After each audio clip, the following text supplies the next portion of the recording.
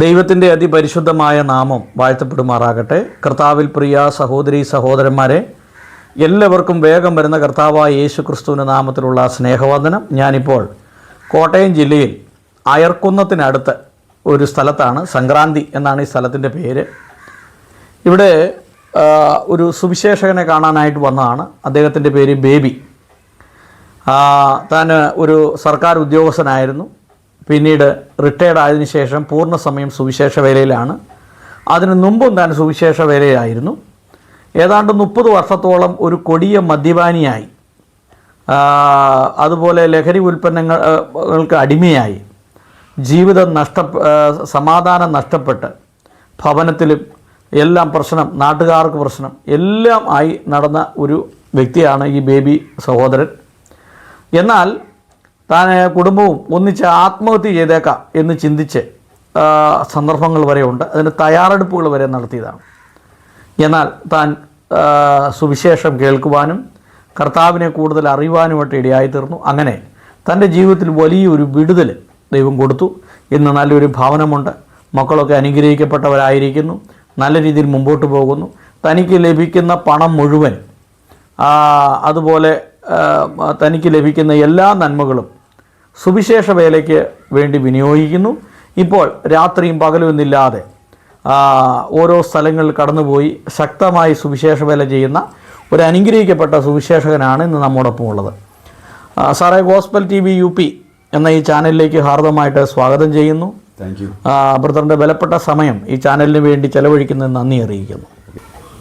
സാറേ, സ്വയമായിട്ടൊന്ന് പരിചയപ്പെടുത്താമോ? പേര്, ഇപ്പോൾ എവിടെ താമസിക്കുന്നു, വീട്ടിൽ ആരൊക്കെ ഉണ്ട്, ഏത് സഭയായിട്ട് ബന്ധപ്പെട്ട് നിൽക്കുന്നു എന്ന് പറയാമോ?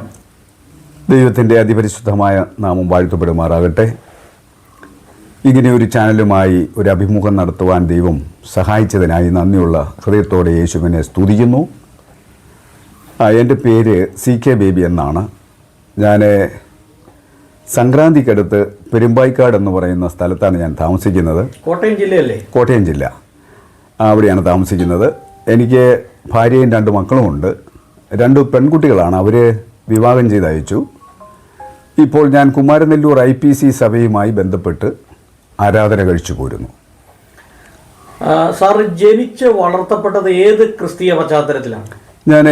എൻ്റെ ഓർമ്മയിൽ ഞാൻ കത്തോലിക്ക സഭയിലായിരുന്നു. എൻ്റെ ആരാധനയും പ്രാർത്ഥനയൊക്കെ അവിടെയായിരുന്നു. മാതാപിതാക്കളെ കുറിച്ചൊന്ന് പറയാമോ? അച്ഛൻ്റെ പേര്, അമ്മയുടെ പേര്, അവരുടെ ജോലിയൊക്കെ ഒന്ന് പറയാമോ? എൻ്റെ ഇച്ചായൻ്റെ പേര് CS ചാക്കോ എന്നാണ്. അമ്മയുടെ പേര് ഏലിയാമ്മ എന്നാണ്. അവർ കത്തോലിക്ക സഭയിൽ തന്നെയായിരുന്നു. എന്ത് ജോലിയായിരുന്നു അവർക്ക്? ഇച്ചായന് കൃഷിപ്പണിയായിരുന്നു. അമ്മയ്ക്ക് പ്രത്യേകം ജോലിയൊന്നുമില്ല. സാർ പഠിച്ചതൊക്കെ എവിടെയാണ്? ഞാൻ പഠിച്ചത് ഹോളി ഫാമിലി ഹൈസ്കൂൾ പാറമ്പുഴയാണ്. പിന്നീട് എന്തെങ്കിലും ജോലി ഉണ്ടായിരുന്നു? അതെ, എനിക്ക് 81 എനിക്ക് ടെലികോം ഡിപ്പാർട്ട്മെൻറ്റിൽ എനിക്ക് ജോലി കിട്ടി. അപ്പോൾ അങ്ങനെ ഞാൻ ജോലി കോട്ടയത്താണ് എനിക്ക് ആദ്യമായി കിട്ടിയത്. ഞാൻ റിട്ടയർ ചെയ്തതും കോട്ടയത്തു നിന്നാണ്. ഓക്കെ. കത്തോലിക്ക വിശ്വാസിയായിരുന്ന ബ്രദർ പിന്നീട് ഈ പെന്തക്കോസ്റ്റൽ വിശ്വാസത്തിലേക്ക് വരാനുള്ള ഒരു പശ്ചാത്തലം എന്താണ്? എൻ്റെ മാതാപിതാക്കൾ 81 പോവുക. എൻ്റെ മാതാപിതാക്കൾ 1981 എൻ്റെ വീട്ടിൽ ഇങ്ങനെ പ്രാർത്ഥനകൾ ഇടയ്ക്കിടയ്ക്ക് പള്ളി സമുദായത്തിൽ നടത്താറുണ്ടായിരുന്നു.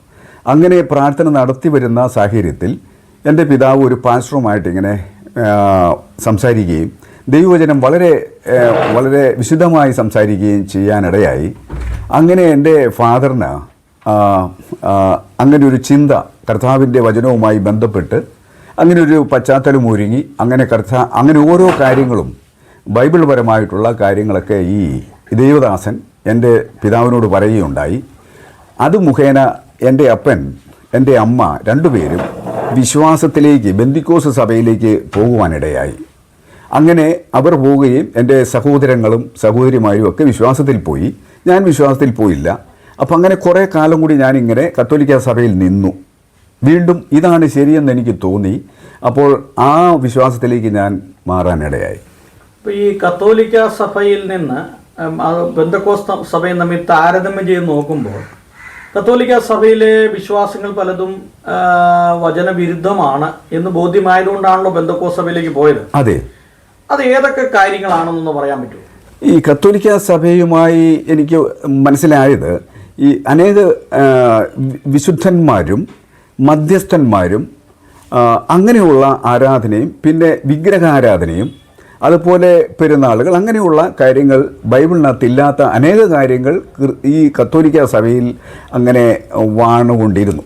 പക്ഷേ അത് തെറ്റാണെന്ന് എനിക്ക് മനസ്സിലായി. അല്ല, കത്തോലിക്ക സഭക്കാർ പൊതുവെ പറയുന്നവർ വിഗ്രഹത്തെ ആരാധിക്കുന്നില്ല, അവർ ഈ ഒരു ഛായാചിത്രങ്ങൾ വയ്ക്കുന്നത് മാത്രമേ ഉള്ളൂ, വണങ്ങുന്നത് മാത്രമേ ഉള്ളൂ, ആരാധിക്കുന്നില്ലെന്നാണ് അവർ പൊതുവെ പറയുന്നത്. പക്ഷേ അവരുടെ പെരുന്നാളുകളിൽ ഈ പള്ളിക്കകത്തിരിക്കുന്ന വിഗ്രഹങ്ങളെല്ലാം അവർ പെയിൻ്റ് അടിച്ച് റെഡിയാക്കി അതെല്ലാം വഴിയിലിറക്കി ഈ പ്രദക്ഷിണത്തിൻ്റെ കൂടെ അവരെങ്ങനെ കൊണ്ടുപോകാറ് പതിവുണ്ട്. പക്ഷേ എനിക്ക് മനസ്സിലായി അതിനൊന്നും ജീവനില്ലാത്തതാണ്, അതൊക്കെ മനുഷ്യനിർമ്മിതമാണ്, അതിനെ ആരാധിക്കുന്നത് തെറ്റാണെന്ന് ബൈബിൾ വളരെ വ്യക്തമായി പഠിപ്പിക്കുകയും ഞാനത് മനസ്സിലാക്കുകയും ചെയ്തു. അതുകൊണ്ടാണ് ഞാൻ കത്തോലിക്ക സഭയിൽ നിന്ന് വിശ്വാസ ജീവിതത്തിലേക്ക് മാറാനിടയായത്. അപ്പോൾ സാറിൻ്റെ എത്ര സഹോദരങ്ങളാണ് നിങ്ങൾ? എനിക്ക് 2 സഹോദരിമാരും 1 സഹോദരനും. അവരൊക്കെ ഈ പെന്തക്കോസ്റ്റൽ വിശ്വാസത്തിലേക്ക് വന്നോ? തീർച്ചയായിട്ടും അവരൊക്കെ വിശ്വാസത്തിലേക്ക് വന്നു. അങ്ങനെ ഈ പെന്തക്കോസ്റ്റൽ വിശ്വാസത്തിലേക്ക് വന്നപ്പോൾ എതിർപ്പുകളും എല്ലാം ഉണ്ടായി. അതെ, ബന്ധുമിത്രാദികളിൽ നിന്നും അയൽവാസികളിൽ നിന്നും ഒക്കെ വളരെയേറെ നിന്നയും അതിനെക്കുറിച്ചൊന്ന് പറയാമോ? എനിക്ക് എൻ്റെ കുടുംബ വീട് താഴെയാണ്, എൻ്റെ വീടിൻ്റെ തൊട്ട് താഴെയാണ്. അവിടെയാണ് ഞങ്ങൾ ആരാധന നടത്താറുണ്ടായിരുന്നത്. അപ്പോൾ ആ കവലയിൽ വന്നിരുന്ന ആളുകൾ ഇങ്ങനെ ബഹളം ഉണ്ടാക്കുകയും അനാവശ്യമായ വാക്കുകളൊക്കെ പറയുകയും ചെയ്യുന്ന ഒരവസ്ഥയുണ്ടായിരുന്നു. ഞങ്ങൾ വളരെയേറെ വേദനപ്പെടുവാൻ ഇടയായി. പക്ഷേ കുറേ കാലം മാത്രമേ അത് നിലനിന്നുള്ളൂ. ഞങ്ങൾ ദൈവത്തോട് വളരെയേറെ പ്രാർത്ഥന ശക്തമായപ്പോൾ ഈ ഒറ്റപ്പെടലിന്റെ അനുഭവങ്ങൾ ഉണ്ടായോ? ഈ കല്യാണം വിളിക്കാതിരിക്കുകയോ അങ്ങനെയൊക്കെ എന്തെങ്കിലും? അങ്ങനെയൊന്നും ഉണ്ടായിട്ടില്ല. ഞങ്ങൾ ഇങ്ങനെ കല്യാണം അതുപോലെയുള്ള ആവശ്യങ്ങൾ വെക്കുമ്പോൾ ഞായറാഴ്ച വെച്ചാൽ ഞങ്ങൾ പോകത്തില്ല. പിന്നെ അത് പോയി വൈകുന്നേരം ഉച്ച കഴിഞ്ഞൊക്കെ പോയി ഒന്ന് സഹകരിച്ച് പോരുക. അപ്പം ഈ ആരാധന വിട്ടിട്ടുള്ള ഒരു പരിപാടിയും ഞങ്ങൾക്കില്ല. അപ്പോൾ സാറിന്റെ എത്രാമത്തെ വയസ്സിലാണ് ഈ പെന്തക്കോസ്റ്റൽ വിശ്വാസത്തിലേക്ക് വന്നത്? ഞാനൊരു 45 വയസ്സായി കാണും. അപ്പോൾ വിവാഹം കഴിഞ്ഞു. എനിക്ക് 2 കുട്ടികളുണ്ടായി. അതിനുശേഷമാണ് ഞാൻ. ആന്റിക്കൊക്കെ സമ്മതമായിരുന്നോ? ആന്റിക്ക് സമ്മതമല്ലായിരുന്നു. ആന്റി പറഞ്ഞു, ഞാൻ കത്തോലിക്ക സഭയിലുള്ള ആളാണ്, ഞാൻ നിങ്ങളുടെ കൂടെ വരില്ല, നിങ്ങൾ പൊയ്ക്കോളുക, ഞാനും എൻ്റെ മക്കളും വരില്ല എന്ന് അവൾ ശാഠ്യത്തോടെ എന്നോട് സംസാരിച്ചു. പക്ഷെ ഞാൻ അതിനൊന്നും എതിര് പറഞ്ഞില്ല. അപ്പോൾ ഞാൻ കുറേ കാലം ഇങ്ങനെ ആരാധിച്ചു പോന്നു. പക്ഷെ ഒരു 6 മാസമായി കാണും. അപ്പം എൻ്റെ വൈഫും എൻ്റെ മക്കൾ 2 പേരും എൻ്റെ കൂടെ ആരാധനയ്ക്ക് വരാൻ തുടങ്ങി. അപ്പോൾ അങ്ങനെ പെന്തക്കോസ്റ്റൽ സഭയിലേക്ക് അതെ ഞങ്ങൾ കുടുംബമായി മാറി. കത്തോലിക്ക സഭയിൽ നിന്ന് പൂർണ്ണമായിട്ട് പിന്മാറി. അപ്പോൾ പിന്നീട് ഈ സുവിശേഷ പ്രവർത്തന രംഗങ്ങളിലേക്ക് കടന്നു വരാനുള്ളൊരു കാരണം എന്താണ്? അങ്ങനെ വരാനുള്ളൊരു കാരണം ഇപ്പൊ സുവിശേഷനായിട്ട് പ്രവർത്തിക്കുകയാണല്ലോ. അതെ, അങ്ങനെ അതായത് ഒരു ദൈവവിളി ഉണ്ട്, എനിക്കൊരു ദൈവവിളി ഉണ്ടായി, അല്ലെങ്കിൽ സുവിശേഷ വേല ചെയ്യണം എന്നുള്ള ഒരു ഉൾവിളി ഉണ്ടാകാനുള്ള ഒരു പശ്ചാത്തലം എന്താണ്? സാറേ, ഞാൻ ഈ ജോലിക്ക് കോട്ടയത്ത് പോകാറുണ്ട്. ഇന്ന് രാവിലെ പോവുക, വൈകിട്ട് വരിക. അപ്പോൾ ഞാനിങ്ങനെ പോകുമ്പോൾ ഈ റോഡ് സൈഡിലൊക്കെ നിന്ന് ഈ സുവിശേഷകന്മാർ സുവിശേഷം വിളിച്ചു പറയുന്നത് ഞാൻ കേൾക്കാറുണ്ട്. അപ്പോൾ ഞാൻ സമയമുള്ളപ്പോൾ ഞാനത് നിന്ന് കേൾക്കാറുണ്ട്. അപ്പോൾ അവർ പറയുന്നത് വസ്തുതയാണെന്ന് മനസ്സിലാക്കാനുള്ള ഒരു ബുദ്ധി എനിക്ക് കിട്ടി. അപ്പോൾ ഇതാണ് ശരി. നമ്മൾ പ്രാർത്ഥനയ്ക്ക് പോയി മാത്രം ഇരിക്കുന്നതിലല്ല, സുവിശേഷം അറിയാൻ പാടില്ലാത്ത, യേശുവിനെക്കുറിച്ച് അറിയാൻ പാടില്ലാത്തവരുടെ നടുവിൽ യേശുവിൻ്റെ വചനം പ്രസംഗിക്കുന്നത് ശരിയാണെന്ന് എനിക്കൊരു ബോധ്യമുണ്ടായി തുടങ്ങി. അപ്പോൾ അങ്ങനെയാണ് ഞാൻ ആ ഒരു സുവിശേഷ വേലയിലേക്ക് മാറാനിടയായത്. മാത്രവുമല്ല, എനിക്കതിന് ഉള്ള സൗകര്യ വാഹനമോ അല്ലെങ്കിൽ അതുപോലെ മൈക്ക് സെറ്റുകളോ ഒന്നും എനിക്കില്ലായിരുന്നു. പക്ഷേ ഞാൻ ദൈവത്തോട് ഇങ്ങനെ പ്രാർത്ഥിച്ചുകൊണ്ടിരുന്നു, ഒരു വാഹനവും ഒരു മൈക്ക് സെറ്റും വാങ്ങാനുള്ള സാഹചര്യം കർത്താവ് ഒരുക്കണം. അങ്ങനെ 2010 ഞാനൊരു കാറ് വാങ്ങുന്നു. 2010 കാറ് വാങ്ങിയതിന് ശേഷം ഞാനൊരു മൈക്ക് സെറ്റും ഞാൻ വാങ്ങി. അങ്ങനെ എനിക്ക് എൻ്റെ സുഹൃത്തുക്കളായ 1-2 പേരെ കൂട്ടി ഞങ്ങളിങ്ങനെ 2013 മുതൽ സുവിശേഷ പ്രസംഗം നടത്തുകയും നോർത്ത് ഇന്ത്യൻ മിനിസ്ട്രി മിക്കവാറും ഞാൻ നോർത്ത് ഇന്ത്യയിൽ പോവുകയും ചാരിറ്റി പ്രവർത്തനങ്ങൾക്ക് ഏറ്റവും ഊന്നൽ കൊടുക്കുകയും അവിടെ സുവിശേഷം പ്രസംഗിക്കുകയും ചെയ്യാനിടയായി. അല്ല, ആ സമയത്ത് ജോലി ഉണ്ടല്ലോ? ജോലിയുണ്ട്. അപ്പോൾ എങ്ങനെയായി നോർത്ത് ഇന്ത്യയിലൊക്കെ പോയി സുവിശേഷ പ്രവർത്തനം ചെയ്യാൻ സമയം കിട്ടുന്നത്? ഞാൻ ഒരു വർഷത്തിൽ 1 മാസം 30 ദിവസം ഞാൻ ലീവ് എടുക്കും. ഞാൻ വേറെ അനാവശ്യമായി ലീവ് എടുക്കാറില്ല. അപ്പോൾ ഈ 30 ദിവസം ചേർത്ത് എനിക്ക് ലീവ് ഞാൻ എടുക്കും. അങ്ങനെ എടുത്തിട്ട് ഞാൻ അവിടുന്ന് എനിക്ക് അങ്ങനെ ലീവ് എടുത്ത ഉടനെ അങ്ങനെ പോകാൻ പറ്റില്ല.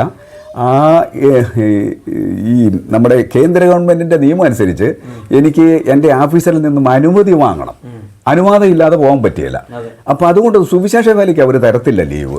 അതുകൊണ്ട് എൻ്റെ ബ്രദർ മധ്യപ്രദേശിലാണ്, എനിക്ക് അവിടെ ഒന്ന് പോകണം. അപ്പോൾ അതുകൊണ്ട് എനിക്ക് ലീവ് വേണം. അങ്ങനെ പറഞ്ഞാണ് ലീവ് വാങ്ങാറ്. അപ്പോൾ അങ്ങനെ ചാരിറ്റി പ്രവർത്തനങ്ങൾ നോർത്ത് ഇന്ത്യൻ സംസ്ഥാനങ്ങളിലൊക്കെ ചെയ്തു. ഏതൊക്കെ രീതിയിലുള്ള ചാരിറ്റി പ്രവർത്തനങ്ങൾ? ചാരിറ്റി ഞങ്ങൾ ഒരു ദേവദാസനും ഒരു പാസ്റ്ററും ഞാനും കൂടിയാണ് നോർത്ത് ഇന്ത്യയിലേക്ക് യാത്ര ചെയ്യുന്നത്. അത് ഒരു മാസത്തിൽ ഒരു വർഷത്തിൽ ഒരു മാസം ഞങ്ങൾ സെലക്ട് ചെയ്ത് അങ്ങ് പോവുക. അപ്പം അങ്ങനെ പോകുമ്പോൾ ഞങ്ങൾ ഇവിടുന്ന് വസ്ത്രം ശേഖരിക്കും, ഒരുപാട് വസ്ത്രങ്ങൾ ശേഖരിക്കും. അങ്ങനെ ശേഖരിക്കുകയും അവിടെ പോയി അവർക്കാവശ്യമായ അരികൾ അവിടെ ഞങ്ങൾ വാങ്ങിയിട്ട് അത് ഈ ഷിമ്മി കവറിനകത്താക്കി ഓരോ തീർത്തും ഗതികെട്ട വീടുകളിലൊക്കെ ഞങ്ങൾ ഇതുകൊണ്ട് കൊടുക്കാറ് പതിവുണ്ട്. അങ്ങനെ വസ്ത്രവും അങ്ങനെയൊക്കെ ഞങ്ങൾ ചെയ്യാറുണ്ട്. എന്നിട്ട് അവിടെ ഈ സുവിശേഷം പ്രസംഗിക്കും. അവരോട് പറയും നമ്മൾക്കിന്ന് ഇവിടെ ഒരു മീറ്റിംഗ് ഉണ്ട് എന്ന് പറയുമ്പോൾ ഈ പാവപ്പെട്ട ആളുകളെല്ലാം അവിടെ വരും. അവിടെ വരുമ്പോൾ യേശു ക്രിസ്തുവിൻ്റെ സ്നേഹവും യേശു ക്രിസ്തുവിനെയും ഞങ്ങളിങ്ങനെ പ്രസംഗിക്കാറുണ്ട്. ഇവിടെ ഏതൊക്കെ രീതിയിലുള്ള പ്രവർത്തനങ്ങളാണ് പാസ്റ്റർ ചെയ്യുന്നത്? ഇവിടെ ചെയ്യുന്ന പ്രവൃത്തി ഞങ്ങളൊരു 5 പേരുണ്ട് ഇപ്പോൾ. അപ്പോൾ ഞങ്ങൾ ഒരു ദിവസം സെലക്ട് ചെയ്തിട്ട് ഇടുക്കിയുടെ പല പ്രദേശങ്ങളിലൊക്കെ ഞങ്ങളിങ്ങനെ പോവും. ഒരു ദിവസം രാവിലെ പോയാൽ വൈകിട്ടാണ് വീട്ടിലെത്തുക. അതുവരെ അനേക സ്ഥലങ്ങളിൽ ഇങ്ങനെ യേശുവിൻ്റെ സുവിശേഷം പ്രസംഗിക്കും. പരസ്യയോഗങ്ങൾ.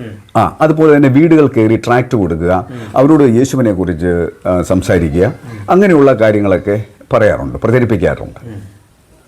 അപ്പം ഇതിന് ഈ സഭയായിട്ട് ബന്ധപ്പെട്ടാണോ ചെയ്യുന്നത് അതോ വ്യക്തിപരമായിട്ടാണോ ചെയ്യുന്നത്? സഭയായിട്ട് ഇതിനൊരു ബന്ധവുമില്ല.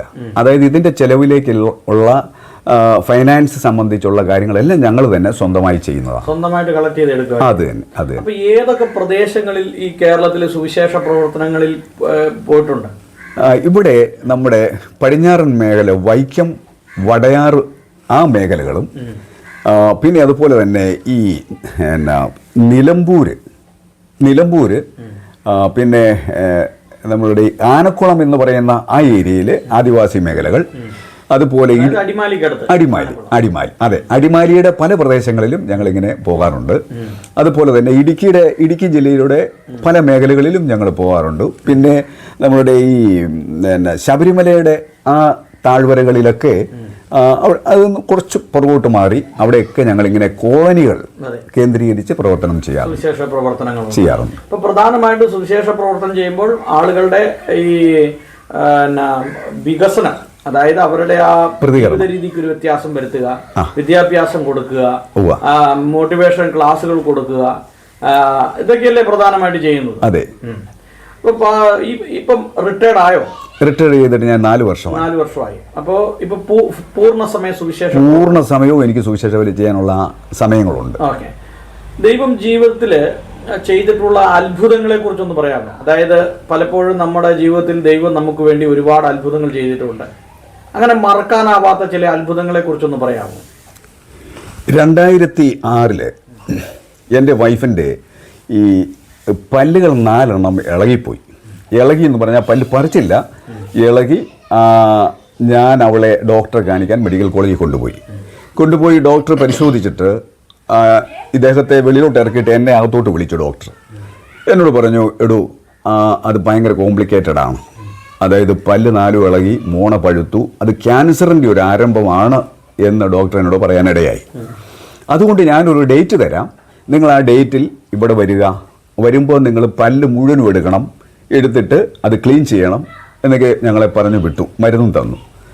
അപ്പോൾ എൻ്റെ വൈഫിന് അതൊരു വലിയ വേദനയായി. എൻ്റെ മൂത്ത കുട്ടിക്ക് അന്ന് 8 വയസ്സേ ഉള്ളൂ. അപ്പോൾ അങ്ങനെ ഇവിടെ ഞങ്ങൾ വരികയും ഇവള് വളരെയേറെ പ്രയാസപ്പെടാനിടയായി. അപ്പം ഞാൻ പറഞ്ഞു, സാരമില്ല, നമ്മൾക്ക് വേണ്ടി ജീവൻ തന്ന ഒരു യേശുവുണ്ട്, ആ യേശുവിനോട് നമുക്ക് പ്രാർത്ഥിക്കാം, ദൈവം മാറ്റിത്തരും എന്ന് ഞാനൊരു സമാധാനം നമുക്ക് പറഞ്ഞു കൊടുത്തു.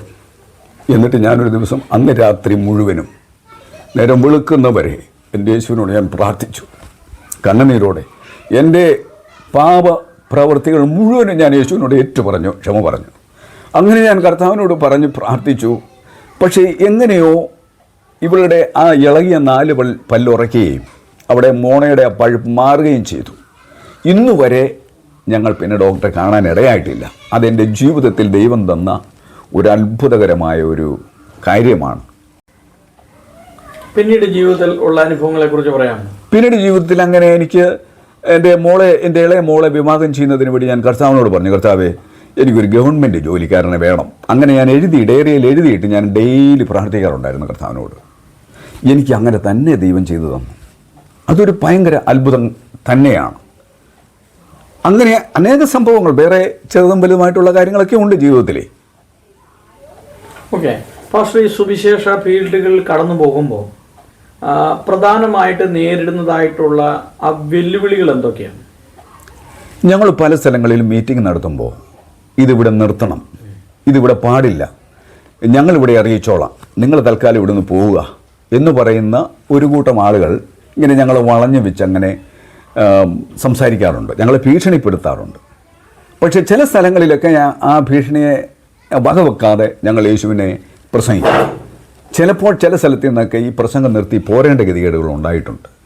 അങ്ങനെ അനേക ഭീഷണികളുണ്ട്, ഭീഷണിപ്പെടുത്താറുണ്ട്. അങ്ങനെ പല സംഭവങ്ങളുമുണ്ട്. ഒരു സ്ഥലത്ത് ഞങ്ങളെ അടിക്കാനായിട്ട് കുറുവടിയൊക്കെ ആയിട്ട് ആളുകൾ വന്നു, ഞങ്ങളവിടെ നിന്ന് ഓടിപ്പോവേണ്ടി വന്നു. അങ്ങനെ പല പ്രയാസങ്ങളും പ്രശ്നങ്ങളും ഒക്കെ സുവിശേഷ വേലിൽ വന്നിട്ടുണ്ട്. ഓക്കെ, പക്ഷേ ഈ കാലഘട്ടങ്ങളിൽ ഈ സുവിശേഷം മറ്റുള്ളവരെ അറിയേണ്ട ഒരു ആവശ്യകത എന്താണ്? ഇപ്പോൾ ഇത്രയും റിസ്ക് എടുത്ത് വണ്ടിയിൽ സ്വന്തം പെട്രോൾ അടിച്ച് മൈക്ക് സെറ്റും ഒക്കെ ആയിട്ട് ഇതുപോലെയുള്ള സ്ഥലങ്ങളിലൊക്കെ പോയി സുവിശേഷ പ്രവർത്തനം ചെയ്യേണ്ട ആവശ്യകത എന്താണ് ഈ കാലഘട്ടത്തിൽ? ഈ കാലഘട്ടത്തിൽ മനുഷ്യർ ദൈവത്തെ അറിയാതെ വലിയ ക്രൂരതകൾ കാണിക്കുന്നു. മനുഷ്യനെ കശാപ്പ് ചെയ്യുന്നു, അപ്പനെ കൊല്ലുന്നു, അമ്മയെ കൊല്ലുന്നു, പിതാക്കന്മാർ മക്കളെ കൊല്ലുന്നു, മദ്യപാനികൾ, അങ്ങനെ അനേക കുടുംബങ്ങൾ വേദനയുടെ നീർച്ചുഴിയിലാണ്.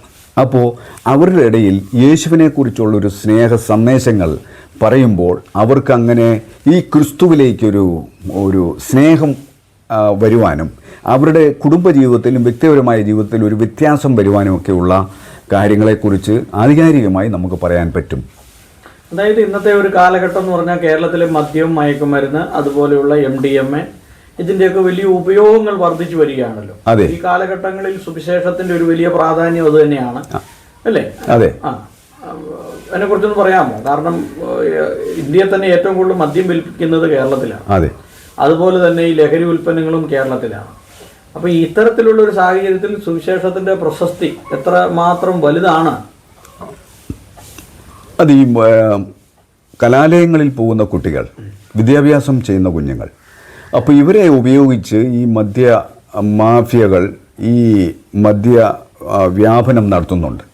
അപ്പോൾ അങ്ങനെയുള്ള കുട്ടികളുടെ പിതാക്കന്മാർക്കോ മാതാക്കൾക്കോ ഒന്നും ഈ വിവരങ്ങൾ അറിയുന്നില്ല. അപ്പോൾ നമ്മൾ സാമൂഹ്യമായിട്ടുള്ള കാര്യങ്ങൾ കുറേ കാര്യങ്ങൾക്ക് നമുക്ക് മനസ്സിലാക്കാൻ പറ്റും. പൊതുജനത്തിൻ്റെ ഇടയിൽ പ്രവർത്തിക്കുമ്പോൾ അല്ലെങ്കിൽ ഇങ്ങനെയുള്ള മേഖലകൾ നമ്മൾ തിരഞ്ഞെടുക്കുമ്പോഴും മാത്രവുമല്ല ഈ പത്രങ്ങളിലും അതുപോലെയുള്ള നവമാധ്യമങ്ങളിലൊക്കെ അനേക സംഭവങ്ങൾ ഈ അനുദിനം നമ്മുടെ കേരളത്തിൽ അരങ്ങേറുന്നു. അതിനെക്കുറിച്ചൊക്കെ വിശദീകരിച്ച് ഈ മദ്യവും ലഹരിമരുന്നും അതുപോലെ MDMA പോലുള്ള മാരകമായ ലഹരികൾ ഉപയോഗിക്കുക വഴി ഈ കുഞ്ഞുങ്ങളുടെ ഭാവി തകർന്നു പോകുന്ന അവസ്ഥകൾ നമ്മൾക്കറിയാം.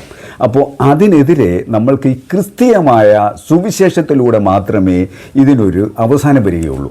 ഇതിനൊരു അവർക്കൊരു ചിന്ത വരികയും അതനുസരിച്ചുള്ള ജീവിതങ്ങൾ കെട്ടിപ്പടുക്കാൻ പറ്റുന്ന ഒരവസ്ഥ അവർക്കുണ്ടാവും. അപ്പോൾ അങ്ങനെ അവർ ക്രിസ്തുവിലേക്ക് വന്നു കഴിയുമ്പോൾ ഒരാത്മാവിനെയെങ്കിലും നേടണം എന്നുള്ള ചിന്തയിലാണ് ഇങ്ങനെ ഈ പണം മുടക്കി, സ്വന്തമായിട്ടുള്ള പണം മുടക്കി ഈ കേരളത്തിലും കേരളത്തിന് വെളിയിലും ഒക്കെ നമ്മൾ ഈ സുവിശേഷ വേല ഞങ്ങൾ ചെയ്യുന്നത്. പാസ്റ്ററുടെ ജീവിതത്തിൽ സ്വാധീനിച്ചിട്ടുള്ള വ്യക്തികൾ ആരൊക്കെയാണെന്ന് പറയാമോ? അതായത് ചില സുവിശേഷകർ, ബൈബിൾ കോളേജ് അധ്യാപകർ, ചില വ്യക്തികളൊക്കെ നമ്മുടെ ജീവിതത്തിൽ വലിയൊരു മാതൃക വ്യക്തികളായിട്ട് നിൽക്കാറുണ്ട്. പഠിച്ച സ്കൂളുകളിലോ അല്ലെങ്കിൽ സഭകളിലോ ഒക്കെ. അങ്ങനെ ഉള്ള 2-3 വ്യക്തികളെ കുറിച്ച് പറയാമോ? ഞാൻ ഈ ഡിപ്ലോമ കോഴ്സിന് ഞാൻ ഈ കുമ്പനാട് സെമിനാരിയിൽ പഠിക്കുമ്പോൾ അന്ന് ക്ലാസ് എടുത്ത ഒരു ജോയ്സി മാത്യു എന്ന് പറയുന്നൊരു സാറ്, അദ്ദേഹം പാസ്റ്ററാണ്. അദ്ദേഹം എന്നെ ഒരുപാട് കാര്യങ്ങളിൽ എന്നെ ട്രെയിൻ ചെയ്യുകയും പഠിപ്പിക്കുകയും പല കാര്യങ്ങളിൽ എന്നെ ബന്ധപ്പെടുത്തുകയും ചെയ്തിട്ടുണ്ട്. ജോയ് സി മാത്യു, അദ്ദേഹം ഒരു എഴുത്തുകാരനും കൂടിയാണ്. അതുപോലെ തന്നെ നമ്മളുടെ മറ്റൊരു ദൈവദാസൻ എബി എബ്രഹാമിൻ്റെ ബൈബിൾ ക്ലാസ്സിൽ ഞാൻ ഇപ്പോഴും അത് ഏതാണ്ട് 2 വർഷത്തോളമായി ആ ക്ലാസ്സുമായി ബന്ധപ്പെട്ട് പല കാര്യങ്ങൾ പഠിക്കാനും അത് അനുവർത്തിക്കുവാനുമുള്ള ഒരു സൗകര്യങ്ങളൊക്കെ എനിക്ക് ഉണ്ടായിട്ടുണ്ട്. അതുപോലെ സാജു വർഗീസ് എന്ന് പറഞ്ഞ ഒരു ദൈവദാസൻ, അദ്ദേഹവും എന്നെ പഠനത്തിലും പഠിപ്പിക്കലുകളിലും അത് ജനത്തിൻ്റെ നടുവിൽ സുവിശേഷം എങ്ങനെ ആണ് അത് പ്രചരിപ്പിക്കേണ്ടതെന്നും വളരെ വ്യക്തമായി എന്നെ പഠിപ്പിക്കുകയും വ്യക്തിപരമായി വരെ എന്നോട് സംസാരിക്കുകയും ചെയ്തിട്ടുണ്ട്. അപ്പോൾ അവരുടെ ജീവിതമൊക്കെ വളരെയധികം ശക്തമായി സ്വാധീനിച്ചു അല്ലേ? അതെ. അപ്പോൾ അതൊക്കെ അവരൊക്കെ ഒരു മാതൃകയുള്ളവരായിട്ട് സാറിൻ്റെ ജീവിതത്തിൽ കാണാൻ കഴിഞ്ഞു. അപ്പോൾ സാറിൻ്റെ വൈഫിൻ്റെ സപ്പോർട്ട്, അതായത് സുവിശേഷ പ്രവർത്തന രംഗങ്ങളിൽ വൈഫിൻ്റെ സപ്പോർട്ട് എത്രമാത്രം ആണ്? പൊതുവെ ജീവിത പങ്കാളിയുടെ സപ്പോർട്ട് നമുക്ക് ആവശ്യമാണ്, ഇല്ലെങ്കിൽ നമുക്ക് ഒരിക്കലും ഇത്തരത്തിലുള്ള പ്രവർത്തനങ്ങൾ സുവിശേഷ വേലയിൽ മുന്നേറാനായിട്ട് കഴിയില്ല. പ്രാർത്ഥനയിലൂടെയും അല്ലെങ്കിൽ മറ്റുള്ള പ്രവർത്തനങ്ങളിലൂടെയും ഭാര്യയുടെ ഒരു സപ്പോർട്ട് എത്രമാത്രമുണ്ട്? ഞാൻ നോർത്ത് ഇന്ത്യയിൽ പോകുമ്പോൾ 1 മാസത്തേനാണ് ഞാൻ പോകുന്നത്. 1 മാസം അവിടെ പ്രവർത്തിക്കും. ഞാൻ പോകുമ്പോൾ എൻ്റെ വൈഫ് ഒറ്റയ്ക്കാണ് ഈ വീട്ടിൽ കഴിയുന്നത്. മക്കൾ വിവാഹം ചെയ്ത് അയച്ചതിന് ശേഷം അവൾ ഒറ്റയ്ക്ക് ഈ വീട്ടിൽ കഴിയും. ഞാൻ മോടിയെടുത്ത് എൻ്റെ വൈഫിനോട് പോകാൻ പറഞ്ഞാൽ അവൾ പോകത്തില്ല. അവൾ എന്നോട് പറയും ദൈവം സൂക്ഷിച്ചോളും. അതുകൊണ്ട് തന്നെ അവൾ ഇവിടെ ഇരുന്ന് പ്രാർത്ഥിക്കുകയും എന്നെ ഇടയ്ക്കിടയ്ക്ക് വിളിക്കുകയും വിശേഷങ്ങൾ അറിയിക്കുകയും ചെയ്യുന്നു. അതുകൊണ്ട് തന്നെ എനിക്ക് ധൈര്യമായിട്ട് കർത്താവിൻ്റെ വേല ചെയ്യാൻ എനിക്ക് എപ്പോഴും പൂർണ്ണ സ്വാതന്ത്ര്യം എൻ്റെ വൈഫ് തന്നിട്ടുണ്ട്. ഓക്കെ, പ്രാർത്ഥനാ സഹായങ്ങൾ നൽകുന്നുണ്ട്. മക്കളുടെ ഒരു സപ്പോർട്ട് എങ്ങനെയാണ്? തീർച്ചയായിട്ടും മക്കളും എന്നെ സഹായിക്കാറുണ്ട്. മക്കൾ പൈസ കുറവാണെങ്കിൽ അവർ സഹായിക്കും, സാമ്പത്തികമായിട്ടുള്ള സഹായങ്ങളൊക്കെ അവർ ചെയ്തു തരും. പിന്നെ അതുപോലെ തന്നെ പ്രാർത്ഥനയിലും സാമ്പത്തിക സഹായത്തിനേക്കാൾ ഉപരി പ്രാർത്ഥനയിലും രണ്ടുപേരും അവരുടെ ഭർത്താക്കന്മാരും എന്നെ സഹായിക്കും. അങ്ങനെയുള്ള സഹായങ്ങളൊക്കെ അവരിൽ നിന്നും എനിക്ക് നൽകുന്നുണ്ട്. സാർ, ഈ രക്ഷിക്കപ്പെടുന്നതിന് മുമ്പുള്ള ഒരു അനുഭവം ഒന്ന് വിവരിക്കാമോ? രക്ഷയുടെ അനുഭവത്തിലേക്ക് വന്നൊക്കെ പറഞ്ഞു, അതിന് മുമ്പുള്ള ഒരു ജീവിതം എങ്ങനെയായിരുന്നു? ഞാൻ 1981 എനിക്ക് ജോലി കിട്ടിയത്. ഞാൻ ആദ്യം ജോയിൻ ചെയ്തത് 1981 ജനുവരി മാസത്തിലാണ്. അപ്പോൾ ജോലി കിട്ടിയതിന് ശേഷമാണ് ഞാൻ മദ്യം കഴിക്കാനിടയായത്. അന്ന് എനിക്ക് 21 വയസ്സേ ഉള്ളൂ. അപ്പോൾ അങ്ങനെ ആ മദ്യം കഴിച്ച് ഞാനൊരു ഫുൾ മദ്യപാനിയായി. ഞാൻ വിവാഹം ചെയ്ത ശേഷവും എനിക്ക് കുട്ടികളുണ്ടായ ശേഷവും ഞാൻ മദ്യപാനം നിർത്താതെ ഞാൻ മദ്യം കഴിക്കുന്ന ഒരാളായിരുന്നു. ഈ ലോകത്ത് എന്തെല്ലാം ലഹരികളുണ്ടോ അത് മുഴുവനും ഞാൻ അനുഭവിക്കുന്നൊരു ജീവിതമായിരുന്നു എൻ്റേത്. ഞാൻ കഞ്ചാവ് വലിക്കും, ഞാൻ ചാരായം കുടിക്കും. അന്ന് ഈ പട്ടച്ചാരായം ഇഷ്ടംപോലെ കിട്ടുന്നൊരു കാലഘട്ടമാണ്. അപ്പോൾ അന്നൊക്കെ ഡ്യൂട്ടിയിലിരിക്കുമ്പോൾ പോലും ഞാനത് ഉപയോഗിക്കും, എനിക്കതില്ലാതെ പറ്റില്ല. അതുപോലെ പുകവലിയും. അപ്പോൾ ഇങ്ങനെയുള്ള ജീവിതത്തിൽ ഞാൻ തകർന്നു പോയി. കാരണം എനിക്ക് ഒരുപാട് കടമായിട്ട് എനിക്ക് കുഞ്ഞുങ്ങൾക്ക് ഭക്ഷണം കൊടുക്കാൻ പോലും പറ്റാത്തൊരവസ്ഥ എൻ്റെ ജീവിതത്തിൽ വന്നു. അപ്പോൾ അങ്ങനെ എൻ്റെ വൈഫ് എന്നോട് പറഞ്ഞു, നമ്മൾക്ക് ഈ രീതിയിൽ ജീവിക്കാൻ ബുദ്ധിമുട്ടുണ്ട്, അതുകൊണ്ട് നമ്മൾക്ക് ആത്മഹത്യ ചെയ്യാം എന്നെൻ്റെ വൈഫ് എന്നോട് പറയുകയും ശരി നമുക്കങ്ങനെ ചെയ്യാം എന്ന് ഞാനിങ്ങനെ സമ്മതിക്കുകയും ചെയ്തു. അങ്ങനെ ആ ഒരു സമ്മതം മൂളിയെങ്കിലും എനിക്ക് ദൈവത്തോടൊന്ന് പ്രാർത്ഥിക്കണം എന്നൊരു ചിന്ത എനിക്ക് വന്നു. അങ്ങനെ ഞാൻ ദൈവത്തോട് പ്രാർത്ഥിച്ചു. ഒരു രാത്രി മുഴുവൻ ഇരുന്ന് ഞാൻ ദൈവത്തോട് പ്രാർത്ഥിച്ചു. മദ്യം കഴിക്കുന്നുണ്ടെങ്കിലും എനിക്ക് യേശുവിനെ അറിയാം, യേശുവിനോട് പ്രാർത്ഥിക്കാൻ എനിക്കറിയാം. ഞാൻ സൺഡേ സ്കൂളൊക്കെ പഠിച്ച കാരണം അങ്ങനെ ചെറുപ്പത്തിൽ പഠിച്ചത് കൊണ്ട് എനിക്ക് യേശുവിനോട് പ്രാർത്ഥിക്കാൻ ഇഷ്ടമാണ്. അങ്ങനെ ഞാൻ യേശുവിനോട് പ്രാർത്ഥിച്ചു. മദ്യം കഴിച്ചിട്ട് ഞാൻ യേശുവിനോട് പ്രാർത്ഥിക്കുമായിരുന്നു. അങ്ങനെയുള്ള ഒരു പ്രാർത്ഥനയിൽ ഒരു ദിവസം എനിക്കൊരു സമാധാനം ദൈവം തരാനിടയായി. അങ്ങനെയാണ് ഞാൻ ഈ വിശ്വാസ ജീവിതത്തിലേക്ക് ആദ്യമായിട്ട് ഞാൻ പോകുന്നത്. അപ്പോൾ അങ്ങനെ പോയപ്പോൾ എൻ്റെ വൈഫ് എന്നോട് പറഞ്ഞു വരില്ല എന്നവൾ പറയാൻ കാരണം ഞാൻ മദ്യപാനി ആയതുകൊണ്ടാണ്. മദ്യപാനി, പുകവലി, വീട്ടിൽ വഴക്ക്, അങ്ങനെയുള്ള ജീവിത രീതി ആയതുകൊണ്ട് ഇവളെൻ്റെ കൂടെ വരാൻ പറ്റില്ല എന്ന് പറഞ്ഞു. പക്ഷേ ഞാനൊരു 2-3 മാസം മദ്യം കഴിക്കുകയോ പുകവലിക്കുകയോ വീട്ടിൽ വഴക്കുണ്ടാക്കുകയോ ഒന്നും ചെയ്യാത്തൊരു അനുഭവത്തിൽ എൻ്റെ വൈഫിന് അത് ബോധ്യപ്പെട്ടതിന് ശേഷമാണ് ഇതൊരു നല്ല മാർഗമാണല്ലോ എന്നവൾക്ക് തോന്നാൻ കാരണമായത്. അങ്ങനെയാണ് എൻ്റെ 2 പെൺകുട്ടികളും എൻ്റെ വൈഫും എന്നെ പിന്തുടരുവാനിടയായത്. അങ്ങനെ ഞങ്ങൾ 4 പേരും വിശ്വാസത്തിലേക്ക് കടന്നു വരുവാൻ ദൈവം അനുഗ്രഹിച്ചു. അല്ല, ഈ മദ്യപാനം തുടങ്ങാൻ എന്തെങ്കിലും ഒരു കാരണമുണ്ടോ? അങ്ങനെ പ്രത്യേക കാരണമൊന്നുമില്ല. ഇങ്ങനെ എൻ്റെ ഫ്രണ്ട്സൊക്കെ മദ്യപിക്കുന്നവരാണ്. അപ്പോൾ ആ കൂടെയൊക്കെ പോയി ഞാനിങ്ങനെ അവരുടെ കൂടെ ഇരുന്ന് പിന്നെ കുറേശ്ശെ മദ്യം കഴിക്കാൻ തുടങ്ങി. അങ്ങനെ കഴിച്ച് ഞാനൊരു നിത്യമദ്യപാനിയായി. അല്ല, അന്നത്തെ ആ ഒരു മാനസിക അവസ്ഥ എന്തായിരുന്നു? ഈ മദ്യപാനിയായി ജീവിക്കുന്ന ഒരു കാലഘട്ടത്തിൽ ഒരു മാനസികാവസ്ഥയുണ്ടല്ലോ. അതെ, മദ്യം കഴിക്കുമ്പോൾ ഒരു മാനസിക സുഖമാണ്.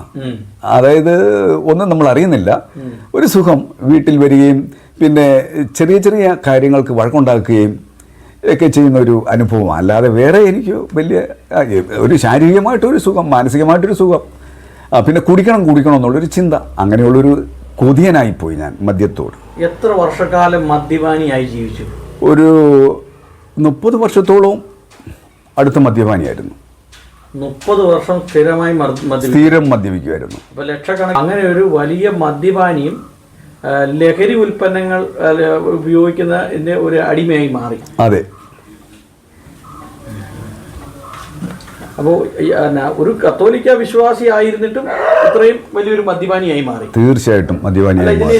അച്ഛന്മാരോ മറ്റുള്ള ആളുകളോ ഇതിനെക്കുറിച്ചൊക്കെ ഒന്ന് ക്ലാസ് എടുക്കുകയോ പറയുകയോ ഉപദേശിക്കുകയൊന്നും ചെയ്തില്ലേ? എനിക്ക് വളരെ ജീവിതം ബുദ്ധിമുട്ടായപ്പോൾ എൻ്റെ പള്ളിയിൽ ചെന്ന്, ഞാൻ വിശ്വാസത്തിൽ വരുന്നതിന് മുമ്പ് ഞാൻ പള്ളിയിൽ പോയി എൻ്റെ വികാരി അച്ഛനോട് ഞാനിത് വിവരങ്ങളെല്ലാം ഞാൻ വിശദീകരിച്ച് പറഞ്ഞു. അപ്പോൾ എൻ്റെ കുടുംബ പശ്ചാത്തലം അദ്ദേഹത്തിന് അറിയാം. അദ്ദേഹത്തോട് ഈ വിവരങ്ങളെല്ലാം പറഞ്ഞു. ഞാൻ മദ്യപാനം കൊണ്ട് ഞാൻ തകർന്നു പോവുക, അപ്പോൾ എനിക്ക് മുന്നോട്ട് ഇങ്ങനെ ജീവിക്കാൻ പറ്റുന്നില്ല, ബുദ്ധിമുട്ടാണ്. അതുകൊണ്ട് അച്ഛൻ പ്രാർത്ഥിക്കണം, എനിക്ക് വേണ്ടി പ്രാർത്ഥിക്കണം എന്ന് പറഞ്ഞു. അപ്പോൾ അച്ഛൻ പറഞ്ഞു, മദ്യം കഴിക്കുന്നത് മോശമല്ലേ, അത് തെറ്റല്ലേ എന്നൊക്കെ ഇങ്ങനെ പറഞ്ഞു. ഞാൻ പ്രാർത്ഥിക്കാൻ, നീ ധൈര്യമായിട്ട് പൊയ്ക്കോ എന്ന് പറഞ്ഞു, എന്നെ വിട്ടു. പക്ഷേ അവിടെ ഒന്നും എനിക്ക് രക്ഷപ്പെടാൻ പറ്റിയില്ല. പിന്നെ അതുപോലെ നേർച്ച വഴിപാടുകളൊക്കെ ചെയ്യാൻ പറഞ്ഞു. പലരും ഒക്കെ പറഞ്ഞു ഇങ്ങനെ നേർച്ച വഴിപാടുകൾ ഒക്കെ ചെയ്താൽ രക്ഷപ്പെടാം എന്ന് പറഞ്ഞ് ഞാൻ അതിരമ്പുഴ എന്ന് പറയുന്ന ഒരു പള്ളിയുണ്ട്, അവിടെ പോയി ഞാൻ കഴുന്നെടുത്തു. എനിക്ക് അതൊന്നും എടുക്കാൻ അറിയില്ല, എങ്കിലും അവരോട് ചോദിച്ച് അവർ പറഞ്ഞ് ഈ കഴുന്നെടുത്തു. അതുപോലെ അർത്തങ്കപ്പള്ളിയിൽ പോയി നേർച്ചയിട്ടു. അതുപോലെ പല സുഹൃത്തുക്കളും പല ഉപാധികൾ പറഞ്ഞ ആ വഴിക്കെല്ലാം ഞാൻ പോയി. പക്ഷേ അവിടെ നിന്നൊന്നും എനിക്കൊരു സമാധാനം ഉണ്ടായില്ല.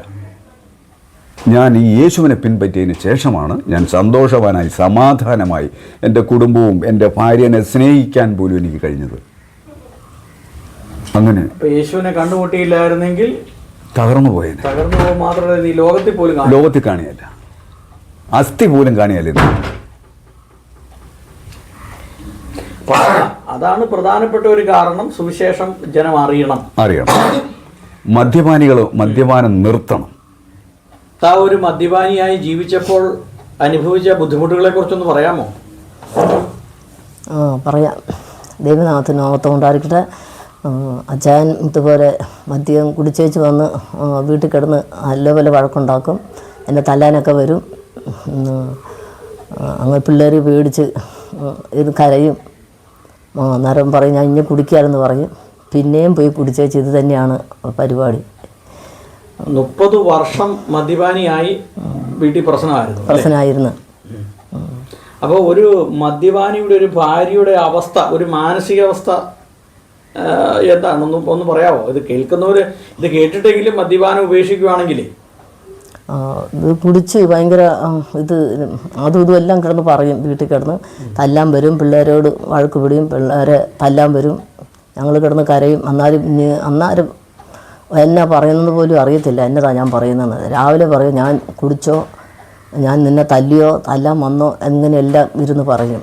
അപ്പോൾ ഞങ്ങൾ അന്നേരം പിള്ളേർ പറയും ഭയങ്കര വഴക്കായിരുന്നു പപ്പ, എന്തെല്ലാം ഇവിടെ കിടന്ന് കാണിച്ച്, ഭയങ്കര ഒച്ചയല്ലായിരുന്നു ഇവിടെ കിടന്ന്, പപ്പ കിടന്ന് ഒച്ചത്തിലല്ല കിടന്ന് അല്ലറി ഞങ്ങളെ തല്ലാൻ വന്നതെന്നെല്ലാം കടന്ന് പറയുമായിരുന്നു.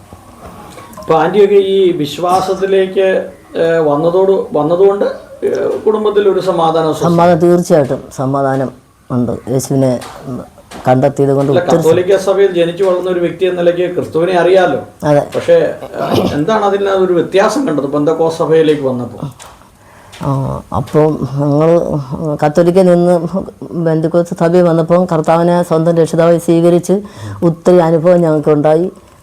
ഒത്തിരി സന്തോഷം ഞങ്ങൾക്ക് ഭവനത്തിലുണ്ടായി. കുഞ്ഞുങ്ങൾക്ക് അതുപോലെ നല്ല സമാധാനവും എല്ലാത്തിലും ഉയർച്ചയുണ്ടായി.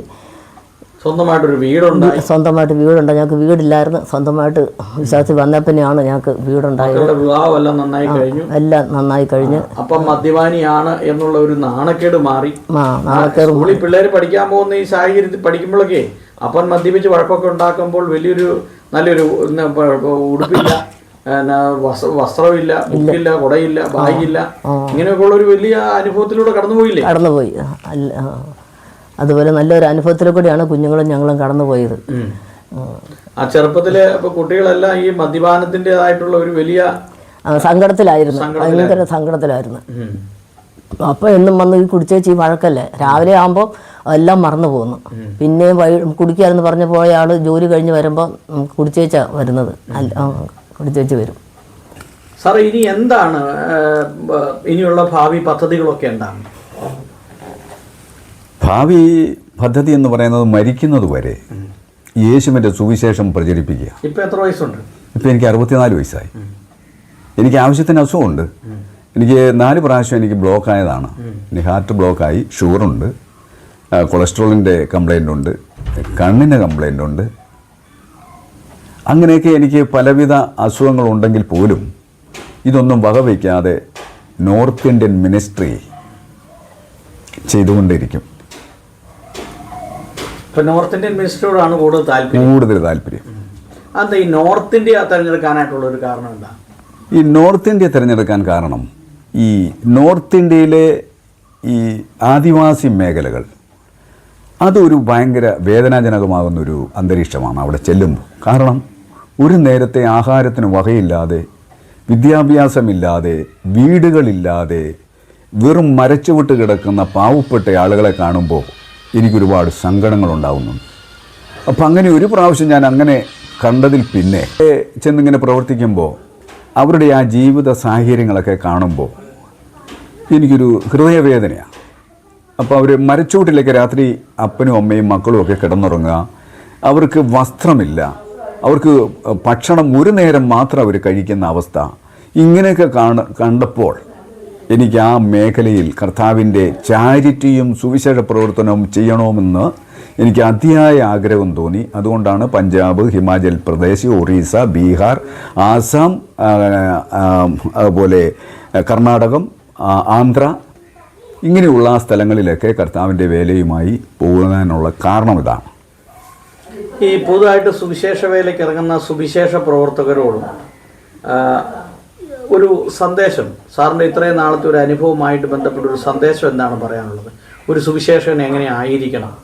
അതോടൊപ്പം തന്നെ സാറിൻ്റെ ഒരു ദിവസത്തെ ഒരു റൊട്ടീൻ, അതായത് രാവിലെ മുതൽ വൈകുന്നേരം വരെയുള്ള ബൈബിൾ, ദൈവമായിട്ടുള്ള ബന്ധം, ബൈബിൾ പഠനം, പ്രാർത്ഥനാ ജീവിതം, ഇതിനെക്കുറിച്ചൊക്കെ ഒന്ന് പറയാമോ? സാറേ, ഞാൻ നോർത്ത് ഇന്ത്യയിൽ പോകുമ്പോൾ മിക്ക സുവിശേഷകന്മാരും ഫ്ലൈറ്റിനാണ് പോകുന്നത്. എന്നെ സംബന്ധിച്ചിടത്തോളം എനിക്ക് ട്രെയിനിൽ യാത്ര ചെയ്ത് പോകാനുള്ള സാമ്പത്തികമേ എനിക്കുള്ളൂ. അതുപോലെ തന്നെ എൻ്റെ യാത്രയിലൊക്കെ ദൈവസാന്നിധ്യം എനിക്കുണ്ട്. ദൈവം എന്നെ അയക്കുന്ന ഇടങ്ങളിലൊക്കെ ഞാനിങ്ങനെ പോകുന്നുണ്ട്. പക്ഷേ അനുഭവം എന്ന് പറയാൻ കുറേ ആളുകളെയൊക്കെ എനിക്ക് സ്വാധീനിക്കാൻ പറ്റിയിട്ടുണ്ട്. എൻ്റെ സുവിശേഷ വേല കൊണ്ട് കുറേ ആളുകളൊക്കെ വിശ്വാസ ജീവിതത്തിലേക്ക് കടന്നു വരുവാനുള്ളൊരു സാഹചര്യം ഉണ്ടായിട്ടുണ്ട്. അത് നോർത്ത് ഇന്ത്യയിലും കേരളത്തിലും എൻ്റെ സുഹൃത്ത് വലയങ്ങളിൽ 2-3 പേർ അവർ ഈ വിശ്വാസകോളത്തിലേക്ക് വരുവാനിടയായി. അവരൊക്കെ ഇന്നും എന്നെപ്പോലെ മദ്യപാനികളായിരുന്നു. അവരൊക്കെ ഇന്നും വളരെ യേശുവിനെ ഭയപ്പെട്ട് യേശുവിൻ്റെ കൽപ്പനയിലും യേശുവിൻ്റെ പ്രമാണവുമൊക്കെ അനുസരിച്ച് ജീവിക്കാനുള്ളൊരു സാഹചര്യങ്ങളൊക്കെ അവർക്കുണ്ടായിട്ടുണ്ട്. അത് ബേബി മുഖേനയാണ് ഞാനിങ്ങനെ രക്ഷപ്പെട്ടതെന്ന് പറയുന്ന ഒരു സാഹചര്യം ഉണ്ടായിട്ടുണ്ട്. അങ്ങനെ ആളുകളെ തീയിൽ നിന്നും വലിച്ചെടുക്കണം എന്നുള്ളൊരു ചിന്തയാണ് എൻ്റെ ഹൃദയത്തിൽ ഈ സുവിശേഷ വേലയിലും ഉരുത്തിരിയുന്നത്. ഞങ്ങൾ സന്ധ്യാപ്രാർത്ഥന ഉണ്ട്. വൈകുന്നേരം എല്ലാ ദിവസവും സന്ധ്യയാകുമ്പോൾ സന്ധ്യാപ്രാർത്ഥനയുണ്ട്. ഇത് കഴിഞ്ഞിട്ട് എനിക്ക് ഈ ഓൺലൈനിൽ ഒരു 11:30 വരെ എനിക്ക് ഓൺലൈനിൽ ബൈബിൾ ക്ലാസ് ഉണ്ട്. അതിനകത്ത് ഞാൻ അറ്റൻഡ് ആവും. വെളുപ്പിനെ 7 മണി മുതൽ 8 മണി വരെ ബൈബിൾ ക്ലാസ് ഉണ്ട്. ആ ക്ലാസ്സിനകത്തൊക്കെ ഞാൻ അറ്റൻഡ് ചെയ്യും. അങ്ങനെയുള്ള ബൈബിൾ പഠനവും ദൈവത്തോടുള്ള പ്രാർത്ഥനയും. അത് പ്രഭാതത്തിൽ ഞാനൊരു 5 മണിക്ക് എഴുന്നേറ്റാൽ ഞാനൊരു 6 മണി വരെ 1 മണിക്കൂറോളം ഞാൻ ദൈവത്തോട് പ്രാർത്ഥിക്കും എല്ലാ ദിവസവും. സാറിന് ദൈവം തന്നിട്ടുള്ള ടാലൻറ്റുകൾ എന്തൊക്കെയാണ്? ഏത് ശുശ്രൂഷ രംഗങ്ങളിലാണ് സാറ് കൂടുതൽ വിജയിക്കുന്നത്? ദൈവം എന്നെ ഈ ഒരു ശുശ്രൂഷയ്ക്കാണ് വിളിച്ചിരിക്കുന്നത്, ഈ ഒരു ശുശ്രൂഷയ്ക്ക് വേണ്ടിയിട്ടാണ് എന്നെ തിരഞ്ഞെടുത്തിരിക്കുന്നത് എന്നുള്ള ഒരു ചിന്താഗതി ഉണ്ടല്ലോ, അത് ഏതൊക്കെ മേഖലകളാണ്? എനിക്ക് ഏറ്റവും കൂടുതൽ കർത്താവ് എന്നെ നിർബന്ധമായി എനിക്ക് അങ്ങനെയുള്ളൊരു ചിന്ത തരുന്നത് ഈ ചാരിറ്റി പ്രവർത്തനമാണ്. ചാരിറ്റി, മറ്റുള്ളവരെ, അതെ മറ്റുള്ളവരെ സഹായിക്കൽ. ഇപ്പോഴും ഞാനത് ചെയ്യാറുണ്ട്. എൻ്റെ പരിധിക്കുള്ളിൽ നിന്നും സാമ്പത്തികമായിട്ടും അല്ലാതെയുമൊക്കെ ഞാൻ ആളുകളെ സഹായിക്കുന്നുണ്ട്. ഇതൊന്നും ഞാൻ ആരുമായി ഷെയർ ചെയ്യാറില്ല, അതൊക്കെ ഞാൻ അങ്ങനെ ചെയ്യും. അതാണ് ഏറ്റവും ഇമ്പോർട്ടൻ്റ് ആയിട്ടുള്ളൊരു കാര്യം, ചാരിറ്റി. രണ്ടാമത് ആളുകളെ ബോധവൽക്കരണം നടത്തുക. അവരുടെ ഈ യേശുവിങ്കലേക്കുള്ള രക്ഷ, ലോകരക്ഷകനാണ് യേശു എന്ന് പറയുകയും ഏക മധ്യസ്ഥനാണ് യേശു എന്ന് പറയുകയും മറ്റൊരുവനിലും രക്ഷയില്ല, രക്ഷിക്കപ്പെടുവാൻ ആകാശത്തിന് കീഴിൽ മനുഷ്യരുടെ ഇടയിൽ നൽകപ്പെട്ട വേറൊരു നാമവുമില്ല എന്ന് ഈ ജനത്തിൻ്റെ നടുവിൽ അസന്നിഗ്ധമായി വിളിച്ചു പറയുന്ന ഒരു പ്രവർത്തനം. അതാണ് രണ്ടാമത്തെ പ്രവർത്തനം. അപ്പോൾ ഇങ്ങനെ ഇത് രണ്ടുമാണ് എനിക്ക് ഏറ്റവും ഇമ്പോർട്ടൻ്റ് ആയിട്ടുള്ള പ്രവർത്തന മേഖല. സാറ് ഇപ്പം നല്ലൊരു മനോഹരമായ ഒരു വീട്ടിലാണല്ലോ താമസിക്കുന്നത്. അതെ. സാറിന് വീടും സൗകര്യമൊന്നും ഇല്ലായിരുന്നു, മദ്യപാനിയായി ജീവിച്ചത് ഒക്കെ ഈ നാട്ടുകാർക്കും അറിയാം, വീട്ടുകാർക്കും അറിയാം. വീട്ടിൽ നിന്ന് പുറന്തള്ളപ്പെടേണ്ട സാഹചര്യങ്ങൾ വന്നു. ആ പശ്ചാത്തലത്തെക്കുറിച്ചൊന്ന് വിവരിക്കാമോ? എങ്ങനെയാണ് ഈ വീട് പണിതത്? മാതാപിതാക്കൾക്ക് സാറിനോടുള്ള ഒരു സമീപനം എന്തായിരുന്നു എന്ന് പറയാമോ? ഞാൻ ഈ ജോലി കിട്ടിയതിന് ശേഷം ഞാൻ മുമ്പേ പറഞ്ഞതുപോലെ ഞാൻ ഈ മദ്യത്തിനും മയക്കുമരുന്നിനും അടിമയായിപ്പോയി. പക്ഷേ ഞാൻ കുടുംബ വീട്ടിലാണ് താമസിക്കുന്നത്. ഞങ്ങൾക്ക് സ്ഥലമുണ്ട്, എങ്കിലും എൻ്റെ പേരിലൊന്നും 5 സെൻറ്റ് സ്ഥലം എൻ്റെ പിതാവ് എഴുതി തരത്തില്ലായിരുന്നു. ഞാൻ മദ്യപാനി ആയതുകൊണ്ട് ഞാൻ അത് എഴുതി തന്നാൽ വിൽക്കും എന്നുള്ളൊരു ഭയപ്പാടോടെ എനിക്ക് സ്ഥലം എൻ്റെ പേരിൽ തരാതെ വന്നു. അങ്ങനെ ഒരു പ്രാവശ്യം എൻ്റെ അപ്പൻ്റെ വരുമാനം കൊണ്ടാണ് കുടുംബം, എൻ്റെ ഭാര്യയും മക്കളും ഒക്കെ കഴിഞ്ഞുകൊണ്ടിരുന്നത്. അപ്പോൾ എനിക്ക് ശമ്പളം എന്ന് പറയുന്നത് കിട്ടുന്നില്ല. കാരണം ഞാൻ ഒത്തിരി ലോണുകളൊക്കെ എടുത്ത് ഈ മദ്യപാനത്തിനൊക്കെ അങ്ങനെ പോയിട്ട് എനിക്ക് ശമ്പളം വളരെ കുറയുവാനിടയായി. അങ്ങനെ ഒരു ദിവസം എൻ്റെ അപ്പൻ എന്നെ വീട്ടിൽ നിന്ന് ഇറക്കി വിട്ടു. നീ ഇനി ഇവിടെ താമസിക്കാൻ പറ്റത്തില്ലെന്ന് പറഞ്ഞു. അപ്പോൾ അങ്ങനെ ഞാൻ എവിടെ പോകുമെന്നറിയാതെ ഞാൻ ആ പറമ്പിൻ്റെ മൂലയ്ക്ക് ഒരു ഷെഡ് പോലെ ഒരു വീട് കുറേ ആളുകളെ കൊണ്ട് പണിത്, എൻ്റെ സുഹൃത്തുക്കളൊക്കെ ചേർന്ന് പണിത് ഞാൻ അങ്ങനെ ഒരു ഷെഡിനകത്താണ് താമസിക്കുന്നത്. അപ്പോൾ ആ കാലഘട്ടത്തിലാണ് ഞാൻ ഈ വിശ്വാസത്തിലേക്ക് വരുന്നതും. അങ്ങനെ വിശ്വാസത്തിലേക്ക് ഞാൻ വരികയും മദ്യപാനം ഞാൻ ഉപേക്ഷിക്കുകയും ചെയ്തപ്പോൾ എൻ്റെ പിതാവിനത് ബോധ്യപ്പെട്ടു.